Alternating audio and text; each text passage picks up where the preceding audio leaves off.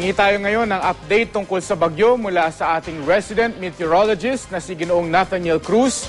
Magandang hapon, Mang Tani. Magandang hapon, Mark. Mabilis na kumikilos pa west-northwest ang bagyong Ophel habang nag-iipon naman ng lakas sa West Philippine Sea. Kaya naman nakataas pa rin ang signal number 2 sa Batangas, Lubang Island, Marinduque, Occidental at Oriental Mindoro, Romblon at signal number 1 naman dito sa Metro Manila, Bataan, Cavite, Laguna, Southern Quezon, Burias Island, Masbate, Aklan, Capiz, Iloilo, at Calamian Group of Islands. Pinapaalalahanan po ang mga nakatira sa mga nabanggit na lugar maging alerto sa posibleng flash floods o landslides.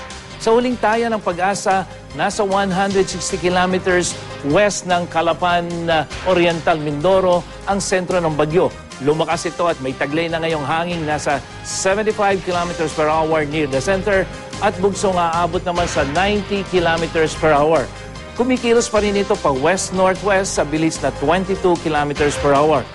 Base sa storm track ng Weather Central, may posibilidad na maging typhoon ang bagyong Ophel bago lumabas ng Philippine Area of Responsibility bukas ng tanghali. Pero dahil papalayo ng bagyo, bahagyang gaganda ang panahon dito sa Luzon bukas. At mararamdaman din ang pag-aliwalas ng panahon dito sa timog silangang bahagi ng Visayas, pati na rin po sa buong Mindanao.